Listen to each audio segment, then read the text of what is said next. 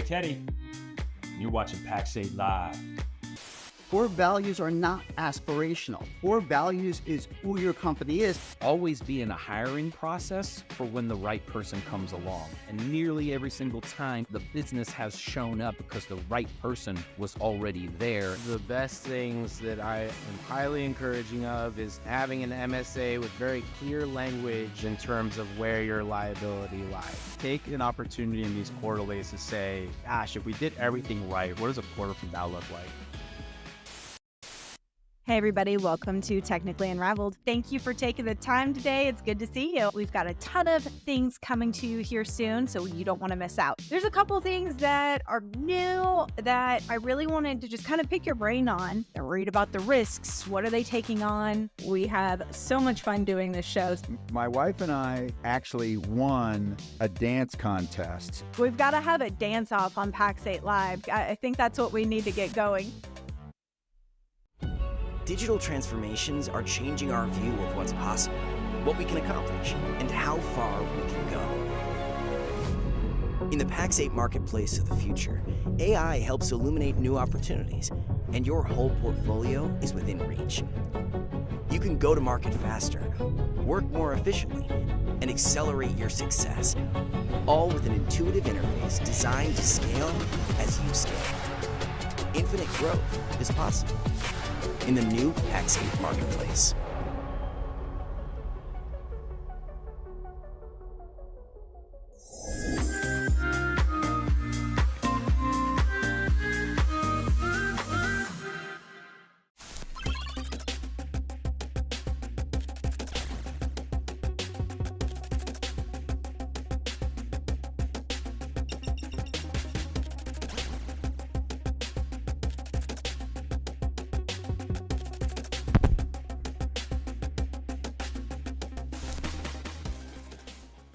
What's up, everyone? Happy Wednesday, and welcome to the game on PaxState Live, the show where we nerd out about all the cyber shenanigans you need to be aware of.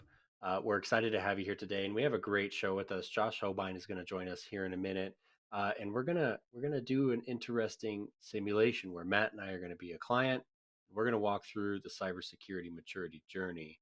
So let's get Matt in here and get this thing kicked off so we can get going. You know, Dom, I haven't really decided whether we're going to be great clients that are already doing so much of this stuff and answer his questions in this positive fashion, or if we're going to be real clients who are doing none of these things and have had no interest. Oh, we got to be real clients, kicking and screaming. You think real? Is that the way to go? Got to make it a hard tabletop for sure. Yeah. All right. So our one play then, just to make sure that we kind of understand what we're doing, if we want to get to that, is going to be, we are going to be doing some role playing. And you said this well in the beginning, but not role playing like tabletop role playing, but we're going to be the clients, and we're going to take an MSP. It's a good friend of ours. He's awesome. He's always participating in so many things. And I think he's got a pretty cool process that he's running people through to try to make it easy. And I think the hardest connection really is that connection between us and what we know, the burden of knowledge, right, Dom, to lessening in greater degrees as time goes with different people, to people that really don't live in this life and it was funny. I was talking to John Harden today, who actually won Member of the Year. For anybody that doesn't know who John Harden is, he's probably one of the best humans. He's a personal friend. He's somebody that I've given advice to, and he's given advice to me. Great dude. And he won Member of the Year at CompTIA. So I just want to say that's awesome. But oh my goodness, I lost where I was going with that. John Harden today. It happens. Not often. Here we sit. But we were talking about this role playing and what we're doing. And really the gap is in our world, not sure where I got to from that, is actually walking through how do we take that last layer to that end client and talk. That's right. John and I were talking, and I said, hey, listen, in your situation, you can be the 2.1 that allows me the 3.2. And I don't know that there's many other places we could say those things and anybody would ever understand what we're even talking about, right? And so my thought went to how much our clients don't understand as we go through this. And one of the things that I love about what Josh has done is try to make that easier to walk people through that path and take them down that journey. So it's that last layer, right? That speaking to that end constituent partner. And so I'm super excited to play that role and try to see how much I can remove the burden of knowledge as Josh takes us down this journey. So I will pre-apologize to Josh Hohbein as we get into this, but it's going to be a blast. So let's go ahead and start by getting leveled up. We're going to come back and have a little discussion because we've got some really interesting things to chat about from the brilliant Robin Harris. Are you ready?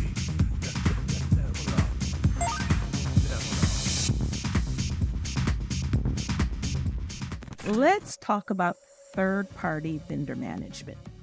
And it's interesting because we tend to focus just on third-party vendor management, but there's fourth party, fifth party, sixth party. And I really would like to hear what Matt and Dom have to say about this also, because here's the thing. A downstream vendor can actually impact the security of your organization. And we are so integrated with all of these vendors. We've like peeled off pieces of our businesses, this function and that function and this function. And those businesses have peeled off pieces of their business and outsourced it to this vendor and that vendor. So you get like a whole ecosystem of vendors that are impacting one another. And one of the things that we are going to have to get better at, it's not optional. We are going to have to get better at vendor management and vendor risk management specifically, because these threat actors are smart. Say you're a sophisticated business, your security is locked down, and you're kind of like a fortress, so they can't get to you directly. What these threat actors are doing is they'll target your downstream vendors whose security may not be as robust as yours. And that can give them a way to get in and to compromise your environment.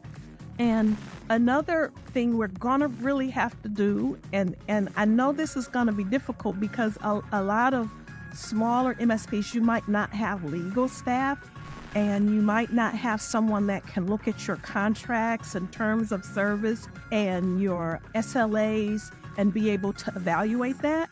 Copilot may be able to assist, but you're always going to have to check. But we're going to have to start looking at what our vendors are going to be responsible for. We're going to have to look at what their resilience plans are like. If they're going to provide us with the level of coverage that we need, we're going to have to look at, are they using AI with our data and are they using it responsibly? We're going to have to look at where we have privacy requirements, because when you outsource something, you don't outsource the responsibility, you outsource the function, but you are still responsible for it. So if you outsource something to a vendor and they drop the ball and something happens, guess what? They're responsible, but you're also responsible.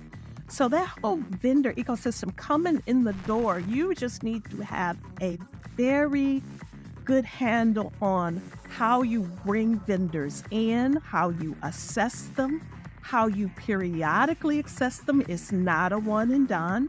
And how you offboard them. Who's responsible for removing your data? You know, the more we integrate technology, it brings us some ease and it simplifies things, but it also complicates some things. And that's just something we're gonna have to live with. We're gonna have to deal with it. That's gonna be the cost of doing business in this age. And that cost doesn't just happen with vendors, but it happens with all of us, even personally. So we have to bring a high level of due diligence and responsibility to the table so that we don't inadvertently bring in unnecessary risks. So that's what I want to say about vendor management. Time to level up. Level up. All right. Fourth party management, fifth party management, Fifth party even. sixth ecosystem. Yeah. Yeah.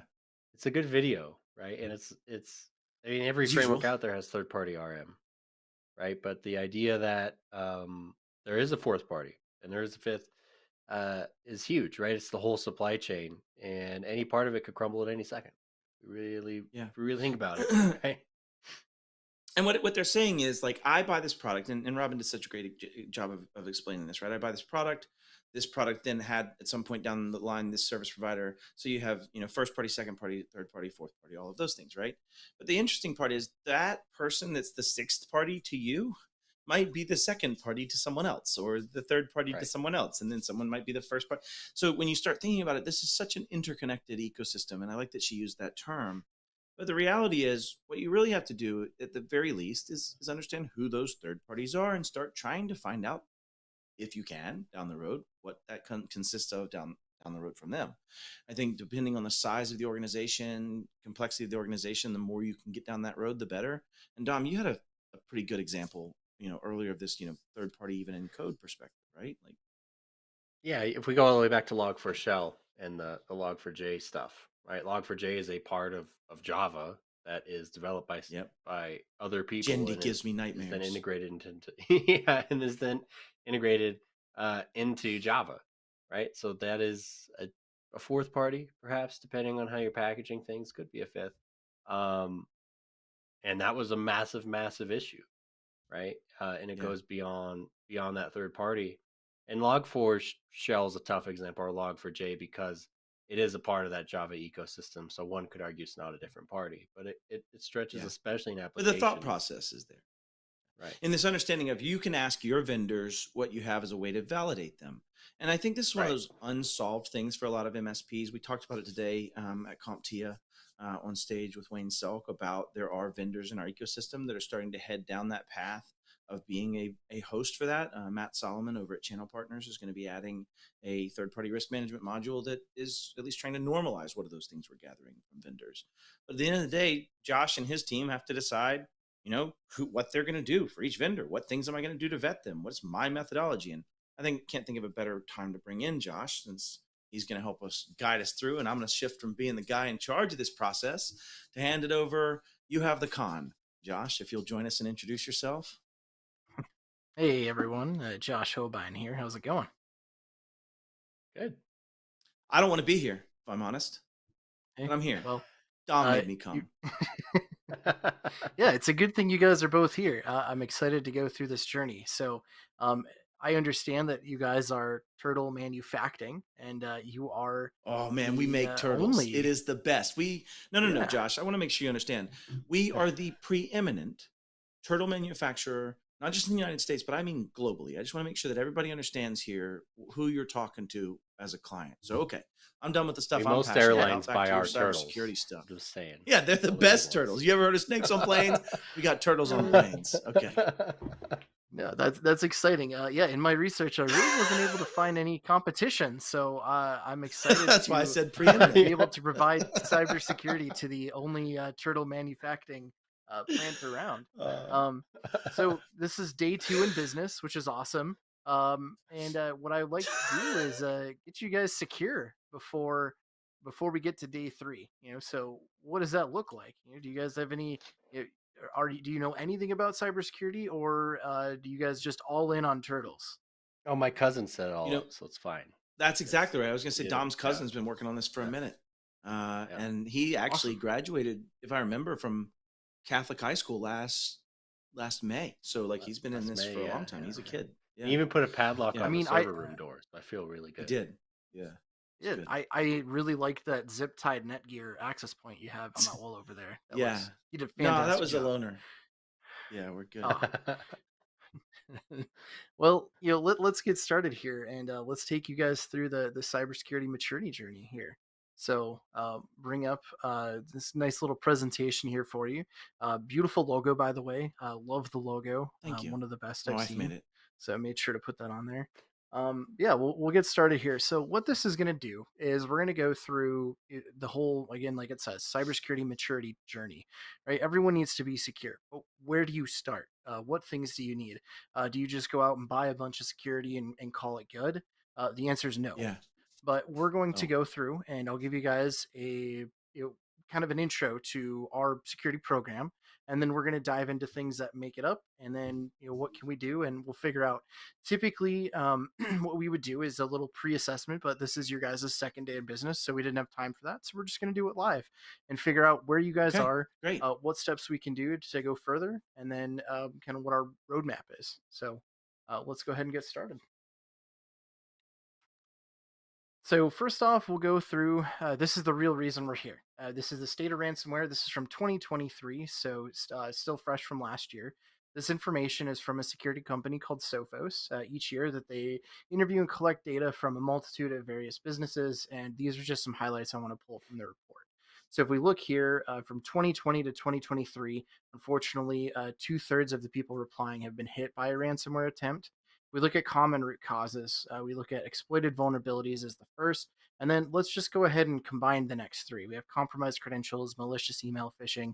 Those are all usually your business email compromises. So those cover 96% of root causes of these ransomware attacks, and that's what we're going to try to prevent.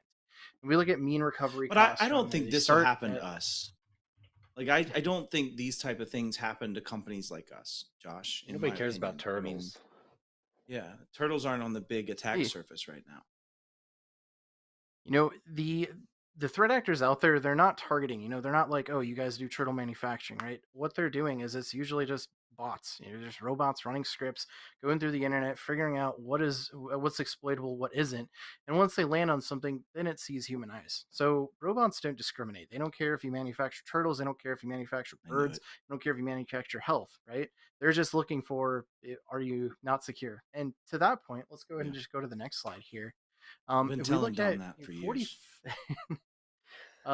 43% of these cyber attacks actually target small to medium businesses. So just under half. And that number, unfortunately, is growing. And 60% of those small businesses that are victims of those cyber attacks go out of business within 6 months. So although you're not being specifically targeted, you do exist as a target. And if you are hit and not prepared, there is a high likelihood that, unfortunately, you can go out of business. Cyber attacks think I are not a understand. So matter is it of more- if they will happen. Is it more like spray and pray then? That makes sense. Like they're not trying to get after us, and so okay, I think I understand. Yeah, absolutely. So we want to. It's not a matter of if they're going to happen. It's a matter of when they happen and how quickly can we recover from that. So that's what we're here to go. Okay. Today. And stats are one thing, but I like to find what else is going out there. And it's a little difficult for you guys because there's no other turtle manufacturing companies. Yeah, However, there are it's a new animal thing. services. So this is an article Very that I different. found, Not of- 6-minute yeah, abs, 7-minute Yeah. abs. I just want to 7 clear this up. minutes. So no, 6 minutes is ridiculous, dude. Sorry, Josh. Continue. Good. So yeah, this is an article here from a Dallas Animal Services. They were crippled by a ransomware attack. They had no information. So let's put this on your turtles. I don't know anything about turtle manufacturing, but I'm going to make some assumptions. Each of these turtles is special, and they all have different needs. They all have probably different life cycles, right?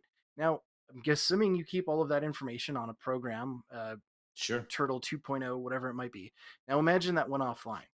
Now you have no information on your turtles. Who needs this? Who needs this medicine? What's this stage at? You don't know, right? So just like this group here, they had to manually create paper files for every building. Just imagine trying to do that for all of your turtles. How many turtles do Wouldn't we be have, good. Dom?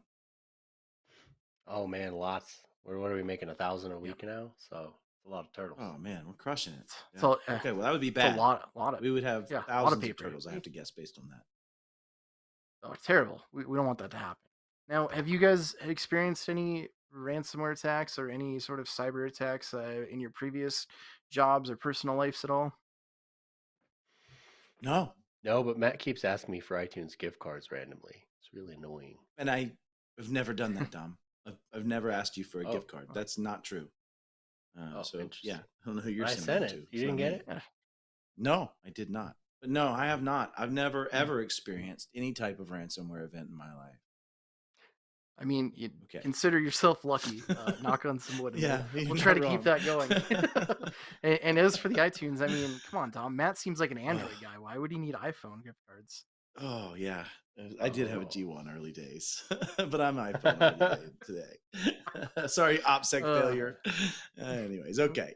Uh, All right, so let's get into it. All right, we've talked about, hey, this is a bad thing. What can we do to solve it? So, I want to introduce you to our security roadmap. And all security Okay. roadmaps, or if you're aligning to a security program, they all should align to a risk framework. And the one that we've chosen to align to is the CIS framework. Are you guys familiar with that at all?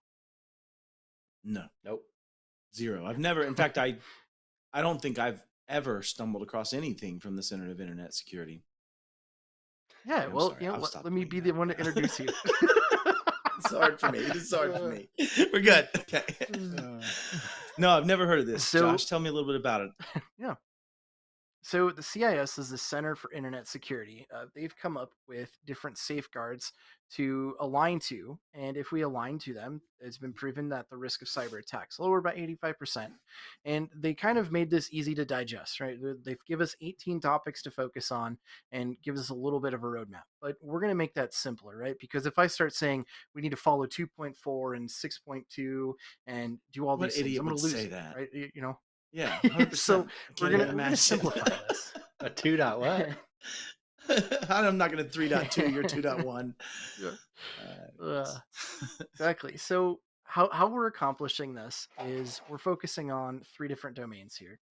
First off, technology and cybersecurity involves people, process, and technology. It's not just padlocking your server or throwing some software and hardware and calling it good. Security involves everybody in the The other organization. So we're MSP, looking just at so you know, people. that I just left, told us that for $50 they could do all of this with never having to talk to me. So I just want you to know you are a bit giving me new information here that I'm not used to. So He even said we'd be I cyber guess- immune if we bought did. his hardware.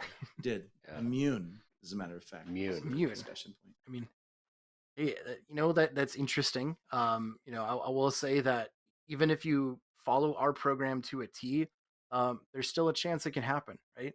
There's nothing that is going to be bulletproof, but we are going to make sure that when it does happen, we're going to have the policies and procedures in place. You're going to know what to do when it happens. We have a plan, and we're going to be able to quickly recover from that, and give us a little ray of sunshine, if you will. So That seems but significantly yeah, we're going to focus on more realistic. yeah, we're going to focus on the three areas here. So the people of who is doing it. Yes, you certainly can just pay $50 for a security thing and not have to talk to anybody, but then you're not building a culture of cybersecurity. And really, it starts with you guys. I'm here to help you along this journey. If we're playing football, I'm going to get you to the 95-yard line, but ultimately, you guys are going to have to extend it to the end zone and take ownership of it, because at the end of the day, this is your company.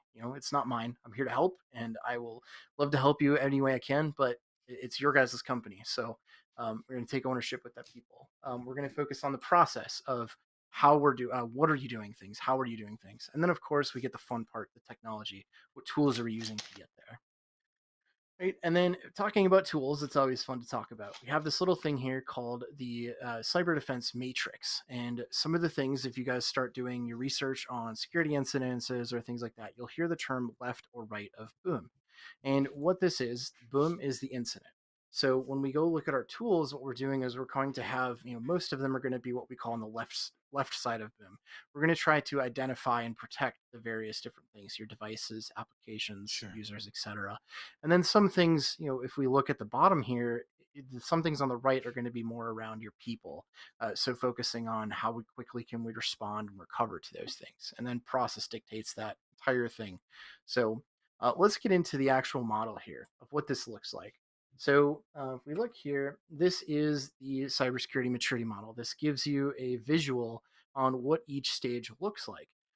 As you can see here, if we take this to a car analogy, right? Let's say you're 16 and you just got your driver's license, and you go out and you inherit your dad's super high-powered Corvette or something, right? In that instance, your people and process, you're at a 1. You just got your driver's license. You don't have the experience. You don't have the knowledge. You really don't have you shouldn't be driving that, but your technology is all the way at a 4 or 5 because you have this super high powered sports car, right? Realistically, what we need to do is we need to But it's a start lot of growing fun gradually. to have the super. Oh, it's sports. super I'm just fun. saying. Yeah, it's For a super minute. fun. Super fun. Trees notwithstanding. Yeah, until unfortunately, you hit the tree, or you go off the rails. But in any case, we're gonna take gradual steps, right? And this isn't gonna happen overnight. We're going to follow this Right. journey, and we're going to get better along the way. So, based off of the initial discovery and our conversations, we're gonna start right here at the beginning, and that's okay. But we're gonna get into what makes I, this model up here and our various controls. I just don't know that I like that you're putting me at a 1 right now. I mean, honestly, Josh, we've done a lot of these things. Like I said, we've signed the 4798 we're down to now contract for this. How did you come to this? How did you get to that 1 in that beginning for me? Help me out with that, Josh. Well, yeah, I let's go through it now, and we'll actually update this live because if you guys are meeting some of these things, we can increase this. So let's get into the controls that make this up. So we have 5 stages, and at each stage, there's about 7 to 9 different controls. And we're going to go through, and these are the controls we're looking for as we increase. And if we have a red check mark, that means you guys are doing it. And you'll see here on the pie chart where these fall on the people, the process, and the technology side of things. So, looking at level 1, most of it's your technology. Going down the list, we have a designated security officer. We're already checking something off the box because we're going to solve that right now. One of you is going to raise their hand and say, I'm going to be the designated security officer, which means any security incidents that happen, I'm going to go work with you right away. You're also going to be the one who is kind of the cyber champion, if you will, of your organization. So, making sure people are doing awareness training, being the go-to person for anything cyber. So, one of you guys wants to do a nose goes or a raise of Yes, hand, I you was know? nominated. I think Matt beat me to the not it. Oh, look, he's gone. Snap. He just ran I'm away. out. He wants I'm nothing not to do doing with it. that. All right. You, Well, Dom, to you. congratulations, Dom. Uh, You now have the title of designated security officer. With that, add it to your resume and try to negotiate a raise for that because it's added responsibility. But congratulations. Johnny, okay. foreshadowing, it may No. not end well, Dom. Sorry. Let's go through the rest of these. Now, let's start with patch management. If we go back to that first slide, exploited vulnerabilities were the thing that caused the most ransomware attacks. So how we stop it is we just update patching. You guys doing regular patches, automatic updates with like your Windows and other application third-party software? What is that? I Dom, like didn't we when it have the takes- last MSP talk to us about that? Yeah, like it takes a real long time, and then the sales guy can't like send his emails. It's really annoying. Like waiting for updates, obnoxious. Yeah, I'd All say right, we're doing so- it then, probably. Okay, well, with this, we want to make sure that you're constantly updating, automating the patches. The patches are hopefully happening after hours to not cause the business disruption. So, we'll take care of that. Mostly an automated thing, but we want to make sure that it's happening. We don't want to just say yes, it is. Right? We want evidence to make sure that the patching is done. The next thing is Can you help me MFA, with Johnny? multi-factor authentication. Johnny's biggest problem is that he says that the last MSP, he rebooted every night. He told me that. And he still kept getting popped up to ask him to reboot his machine. And you guys would always, not you, I guess not you, sorry, Josh, but your former MSP we just let go of, would always like force him to reboot in the middle of his presentations. And I just wanted to lay out there that that's kind of a little bit ridiculous. Can we make sure we put a pin in solving that on your side? Yeah, absolutely. I'll notate that down, and we'll make sure that his machine is updated and doesn't reboot in the middle of his presentations. We want you to be secure, but we also want you to have the ability to do your jobs, right? So there's got to be a fine line, and we'll get you that fine line between being secure and being accessible. And speaking of that fine line, let's talk about some MFA, multi-factor authentication. You guys know when you log into your bank, they're going to send you an extra text code or some other code before you can reach it, right? We need the same sort of thing within our business organization. So do you guys have multi-factor authentication to log into your business applications, your email, etc.? No, man. No. All right. That's fine. Well, it's super easy to set up. Yes, it is a little more inconvenient, but you're talking seconds, and it's a very powerful thing we can make sure to have. Because if you don't have it, all I need is your password, and now I have access to your things. So we're gonna make sure Johnny that we're gonna hates set up text messages. Like he doesn't want to use his phone for work, which is Yeah. kind of silly. He's a heck but, of a like, producer, He doesn't though. want any of that. He sells so many turtles, but he's a bit of a pain. That guy gets more turtles out the door than anybody else. He's the only one, but he does do a great job. Yeah. Perfect. Well, we have Really ways concerned around about that. I don't want to slow down his ability to sell turtles. That's not what I'm here to do. But there's this little Awesome. cool thing. It's called a YubiKey. We just plug that Oh into his man, computer and great. he'll be good to go. Oh, that's awesome. See, That's we awesome. got Thank ways you around so for much. everything. Easy enough. Yeah, Yeah. man, you guys think of everything here. This is fantastic. Yeah. All right, what's next, sir? All right. I'm getting excited well, about we'll this go down security thing. I to just want to be honest with you. yeah. We're going to go to EDR or MDR. What that is endpoint detection response, managed detection response. So I'm sure, What does are it you guys mean? running any sort of We got antivirus Norton or 360. anything with that? I don't Yeah, Norton Yeah, know we've when had last for time we Okay. years, paid for man. it, but it's there. Yeah, we bought it when it was Yeah, Norton get the 359, actually. Yeah. man. So that's good. But let's give a little analogy here on, it's a start. It's better than nothing. But you guys ever worked in a convenience store or walked through a gas station at all? Familiar? Let's put that in your mind. Um, have you ever seen them where they have the pictures of the guys behind the counter and they say, hey, like, if you see this person, kick them out, no trespassing, right? So Yeah. what Norton 360 is, it's a clerk looking at something, right? All it's doing is once somebody's in the store and they say, hey, you don't belong here, they kick them out. But we don't know, at that point, the time between they've entered the store and the time before you kick them out, we don't know what other things they've done. They could have stolen a whole rack of snacks. They could have implanted some sort of thing within your store to cause more havoc. So what we're doing is we're putting a bodyguard, so this EDR. So they're going to sit in front of the store and they're going to observe for behavior, right? Yes, they have the list, but they're going to be looking for weird things happening and they're going to try to kick these people out as soon as weird things start happening. So again, it allows us to be a little more proactive rather than reactive. So it's a pretty standard thing. We're going to get you, something on the we call it the next gen AV, right? We're going to get you some EDR and we'll get you some better detection. I like it. I like bouncers. I've never had that make sense better than this. I'm going to be honest with you. I used to follow this Cyber Matt Lee guy. I'm done. Like, he couldn't explain it in a way that made the most sense like that. Right. You're meaning to say that somebody watching all activities knows what happened, and even if you decide it was bad afterwards, just mind blown right now. I'm never listening to that guy again. All right, fantastic. Let's go. Yeah. I do get a lot of my stuff from Matt Lee, so he's a good guy to follow. So let's go to some security awareness training, right? Let's say that you guys you put in all of this cool security things. You have the top technology, but ultimately your human is going to be the weakest link. We can encrypt your database, we can talk all this technical jargon and try to prevent the bad guys. And what's easier is me taking a wrench and saying, hey, give me your password, or me trying to trick you into getting your password. So what we need is some security awareness training. That way you guys are aware of what's out there. So Dom is aware of the iTunes scam that he might not have been. So we're going regular training. That's we're a scam? Give you guys a safe place to fail. Yeah, 100%. It's a scam. Don't do it. Oh Dom, you got to give me all those iTunes back. Would you unscratch them off so I can return them? Yeah. I'm sorry, Josh. I couldn't help it. Nope. All good.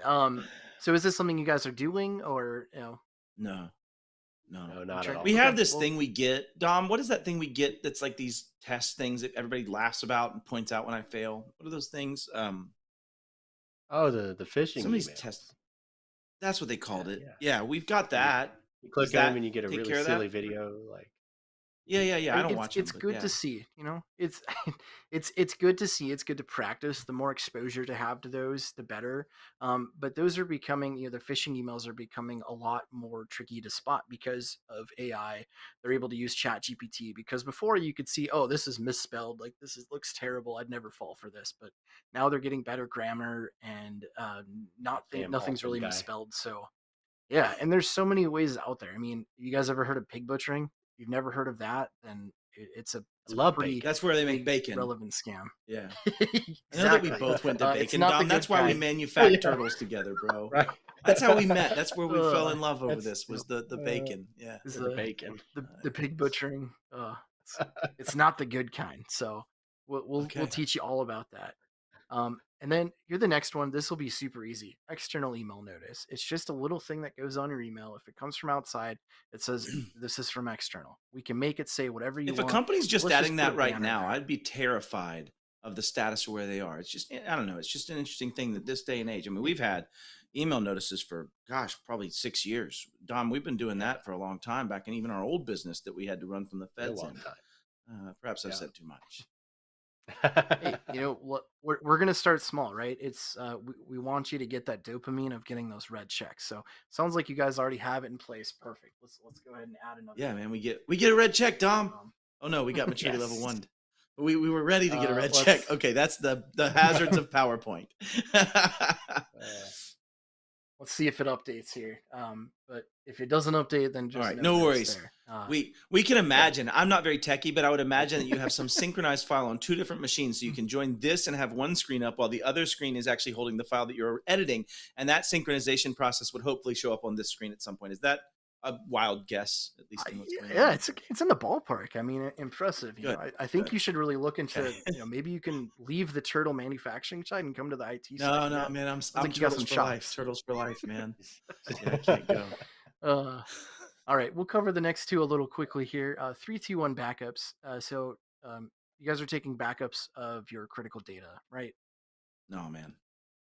Okay. Well, No, Dom's been let's wanting us start to there. get that Let's done. take a let's start there. Let's take a backup. And you have one backup, which is good, but we want to make sure that in simplest terms, you just have more than one backup, and a backup that exists offsite somewhere, whether it be in the cloud, different data center, or just somewhere that isn't in your main manufacturing plant. Right. So if you have a physical disaster, flood, turtle rampage for some reason, if they break into the Turtle secret riot ooze and is a real become, risk. you know, Yeah.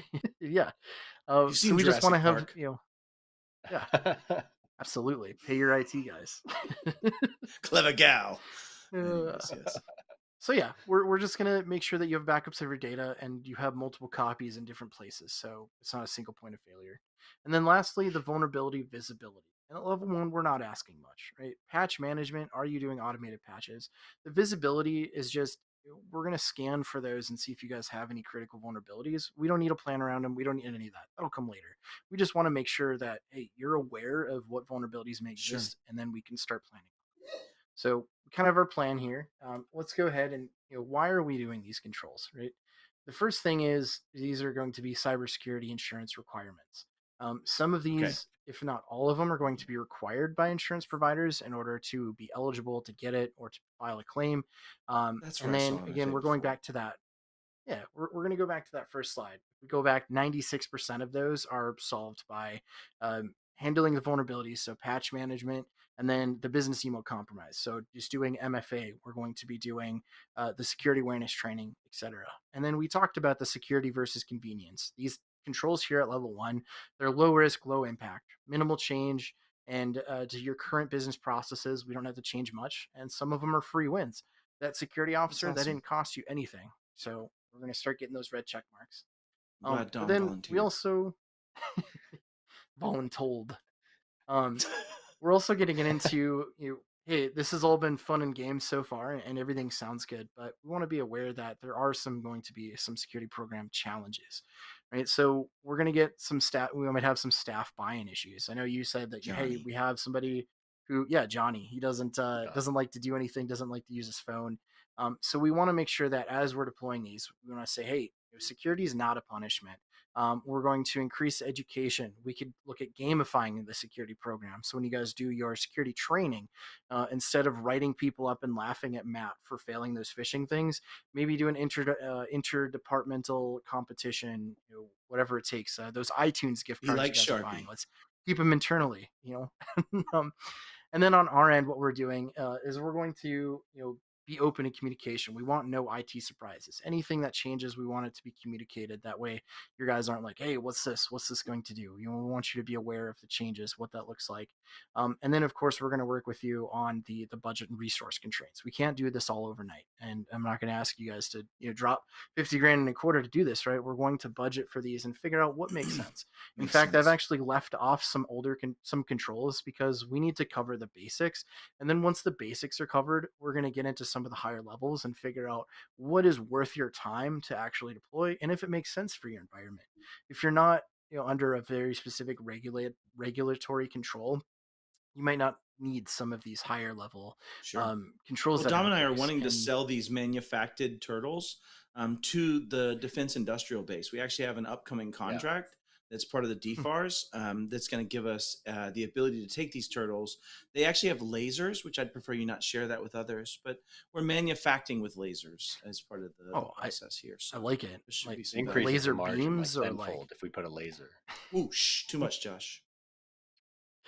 Okay. All right. We'll get into that. But so that gives us a deadline here of October of 2025. But that's okay. We'll get there, right? And we need to get get there. to a Yeah, level yeah. 4. But we'll get through this together. So let's go ahead and we're gonna go skip ahead to level 2 here. So Oh, like so those level ones 1, you were we showing went me over the earlier, I need to controls. get to that point in the next X period of time to meet that contract next year? Yeah, we're gonna have to get to level 4. There's going to be, if you're working with the Department of Defense, there's going to be something called CMMC requiremments. But we'll Never cover heard of it. that. The beautiful thing Cool. about aligning to a security program like CIS, right, is there's crossover with other different regulatory requirements, right? So if you meet a high level of CIS, then if you need to go to HIPAA or CMMC, right, you can say, hey, we're following most of this, so now we just need to meet these specific guidelines, and again, we can work with you. But if you follow one of them very well, there's a lot of crossover that'll happen, and then you just have Makes to do sense. specific things. So yeah, let's quickly go through level 2 here. So like level 1, there's going to be a list of the controls. We'll go through them. We kind of have a roadmap of an idea of what we would recommend low to high effort. Doesn't need to be followed, just hey, this is kind of what our recommendation is. But let's get into level 2 here. So we see where it falls on the people processing technology. So the first thing we're going to look at is a next-gen firewall. So I know you guys have that loaner Linksys zip tied to the wall. That really doesn't provide us with the security and logging capabilities that a modern business would need. So we're going to look at replacing that with something business class that has kind of more detection and prevention systems with that. We're going to look at doing some what's called DNS filtering. It's a little more of a technical term, but it's kind of just in addition to the firewall, just some extra level blocking of known malicious websites. And then we're going to look at doing what we call a tenant hardening. So you guys are using Microsoft or Google. Do you know which one you guys are using? Oh, Microsoft for sure. Yeah. Yeah, that's Perfect. right. Microsoft. That's the one. Yeah, so even with the licensing you have from Microsoft, a lot of the security stuff isn't turned on off the gate. So we're going to do a review of your tenant, and then we're going to harden it based off of Josh, that doesn't best make sense, practices and man. make that more secure. When I Why buy wouldn't they my just turn it on? car, the airbag. Go ahead, Dom. What's that? No, just why isn't it on? Like that doesn't make any sense. Yeah, it's ridiculous. This is ridiculous. You're telling me that Microsoft doesn't have every single security feature turned on, and some smart person actually has to do this for me in some way that's meaningful. I'm just blown away. I don't understand, Hey, but I'm glad you brought it up, Josh. Microsoft is Microsoft is why I have a job. So maybe there's some sort of collusion there, a little bit. But in any case, there are certain things For my out of the box, AI overlords later, he didn't mean that. Yes. So, anyways. Yes, that wasn't just, but yeah, unfortunately, you can't just hey, buy a license and call it good. We want to make sure that it works, because a lot of those security features, they're not one size fits all. If you just turn it on, you could be introducing some risk, right? Makes if you sense. go into there, I'm sure you guys have admin access. You'll get this little thing that's called a secure score. I do. And you can go through and you can just turn all that stuff on. I had a client do that, and unfortunately, he didn't understand what he was doing, and then we had to help him out because he locked everyone out of the access. He blocked everyone out of getting their email, his admin access. We had to get Microsoft involved. It wasn't a good thing. So if you're going to do that, that's why we're here to help you, to make sure that those things don't happen and you don't have the business disruption. And then with that too, we're going to look at what's called MDM deployment, which is your mobile device. So assuming you guys are smaller, this is your second day, you're probably using your own devices to check email and to have access to your data. We're just going to make some security things that way you can still access them using your bring your own device, but we're going to put some security controls in place to where if you lose your personal device or something like that, your data is still secured. And now we're going to start building off level 1. So in level 1, we had Dom raise his hand. You're the designated security officer. In level 2, we're going to build out the incident response personnel around you. So we're going to identify key stakeholders. So Matt, sorry, you can't bow out of this. you're a key stakeholder. And then we're going to figure out, vendors, love my turtles. who is the responsibility of the turtles. If you have any oversight by the Turtle FDA, whatever that company is, let's get them in here. We're just going to build, hey, if there's an incident, here's everyone we need to call in to get into one room. And then we're going to focus on some super fun stuff here, policies and procedures. We're going to look at making a disaster recovery plan, a business continuity plan, having financial controls as far as wire fraud stuff in place. It's not the fun part of security at all, and I'm not going to sugarcoat it. There's no way to make a policy exciting, but we need some sort of plan, right? We don't want to try to come up with this stuff on the fly. Again, what we're doing is we're assuming that an incident's going to happen. And when it does, we can rest assured, hey, we've ran through this scenario. This is exactly what we do. We activate this policy. We know what we're doing. Because there's two times you can think about it. You can think about it now, or you can think about it while your turtles are on fire, escaping, and your business is going down. Yeah. Yeah. The lasers have had some problems, but we're not supposed to talk about that. So that's fair. That's fair. Well, it's in development. It's hard to shape one. Yeah. We have good QA processes, and we won't read memory from a different track. Sorry, excuse me. Well, I'm glad you guys are testing those lasers before they go out into mass production, because I definitely, if you're shipping those to airlines, like, I'd hate to see what happens if we can't get crazy. a It could lot be of the crazy airlines if somebody off. did that. Yeah. Man. I digress. So lastly, we're going to look at geofencing. And what that is we're going to only allow connections from the countries that you do business with, right? So if it's just America, Germany and Austria and Russia, they don't. No, really we've have any reason realized to that log the in, value right? of the lasers couldn't just stay in the United States. In fact, we plan on doing business with a lot, but I like the point that we could actually find and choose which nations we don't want necessarily access from. That makes sense. But yeah, we're going to be a global turtle manufacturing company. Perfect. So yeah, we want to make sure that your adversaries don't get that turtle laser technology. We wouldn't want that to fall in the wrong crazy. hands. Be bad. Yeah, TLT Perfect. or Well, it's coming crazy. Yeah. You guys got any questions here on any of the controls in level 2? Once we get through level 1, this is what we're looking at.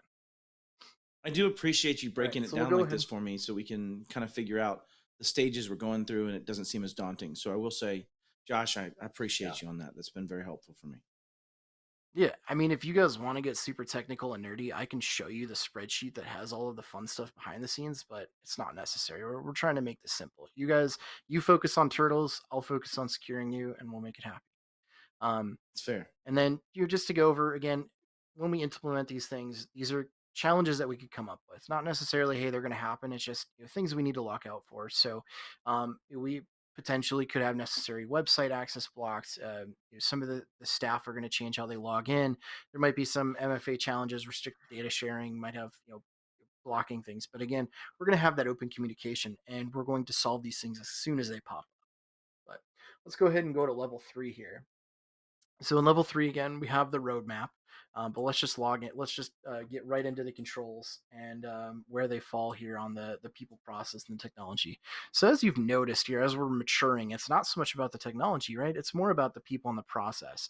So to that previous MSP, as you can see here, it really is more than just that technology stack, right? There's going to be some added responsibility, but we're here to help you with that. So again, we're going to be building off of level 1. So in level 1, we're doing those offsite backups, but now in level 3, we're testing those, right? Because we want to test those backups and make sure that we can restore to them before they get a laser through the hard drive. That makes sense. We're going to look at doing some role specific training. So we're going to do some security awareness training at level 1, but now we're going to make it, hey, you guys as a president, as a vice president, you're going to see different levels of attacks, like spear phishing, for example. You should. So we want to make sure that the training is more specific to your role.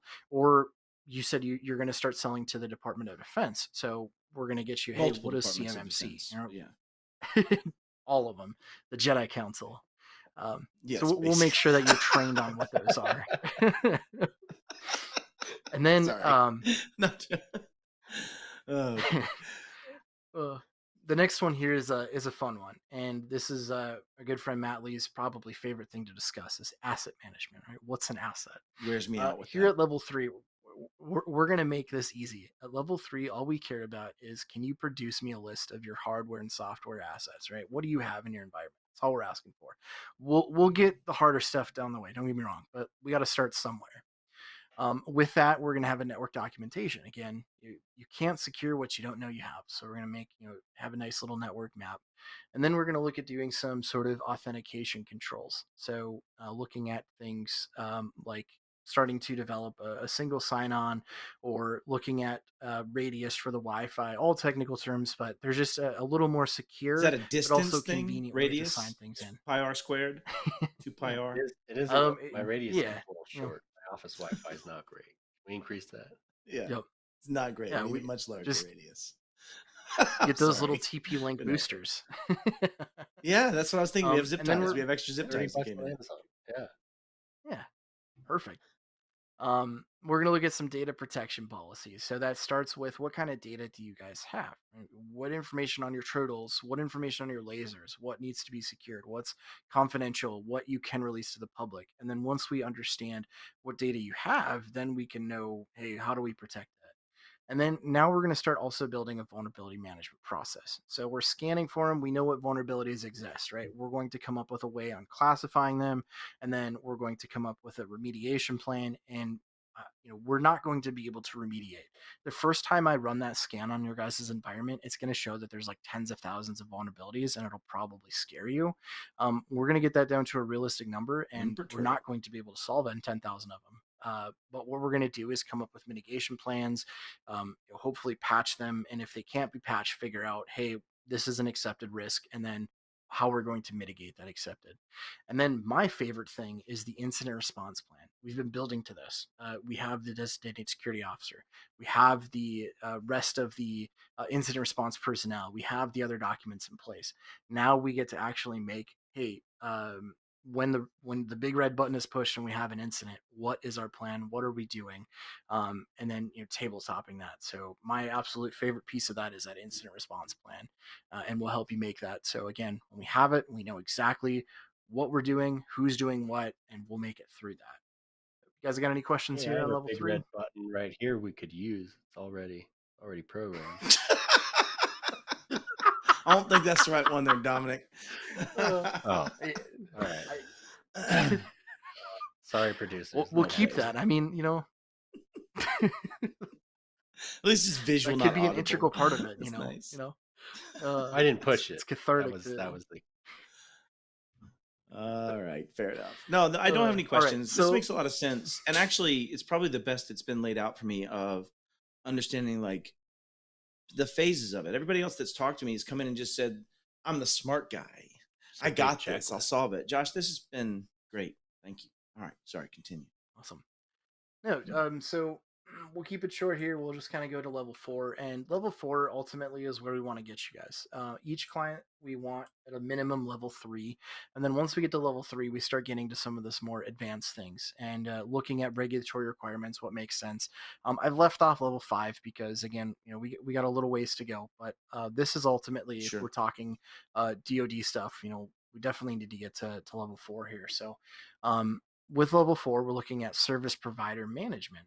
So who are your service providers? I heard something on the radio earlier from Robin Harris talking about this specific topic. It was a guy named Dom Kirby and Robin Harris talking about it. So yeah, that makes sense. Service provider management. Yeah. At the risk of us running over, Josh, and I want to break character on this because we're right there at the end of this, and we only have about 2 minutes left. So I want to give you a second to debrief. When you do this with clients, and we're breaking character for everybody that doesn't know, there's way more you could go through. But what does this help for you? Have you found people buying into that journey and now being able to say where their flag post is? Tell me a little bit about your experience with this, Josh, before we finish up this segment. Yeah, no, the reaction has been absolutely incredible. The best feedback we've ever gotten is from a client who has kind of a co-managed internal person, and he's like, I worked military, I worked all this for like contractors, and this is what they tell you to do, and it's never been laid out like in this simple terms. So he's like, this is perfect, and really what it does is it gives an honest representation of your environment. What do you have? What do you don't have? And that is something as well as MSPs. You come in and here's the security stack, here's the security tools, here's what we're doing, and when the client gets a cyber insurance, or an incident or a security thing happens, they automatically default, well, isn't my MSP doing that, right? And this opens that communication. This lets you know exactly, what is being done, what you guys are doing, and then consistently, what's the next step? How can we make this more secure? Because it's more than just buying solutions from a stack. It's going to require an Preach it. ongoing partnership and ongoing, personal commitment for the company stakeholders, right? So they always have feedback of where they're at, where they started from, really. Hey, they started at level 2 and now we've made leaps and bounds and you're to level 4 or whatever that may be, right? So they know where they started from, where they're at now, and then what they should budget for and look forward to in the future. So we've literally had nothing but good things said about it, and it's a really refreshing, hey, this is what we have, and overview of their environment. It's a That's beautiful awesome. program, and the idea that like you could present that to pretty much anyone, right? And you can talk them through that, and they're going to come out of it understanding. And that's one of the toughest challenges of practicing and advising, right? Is getting other.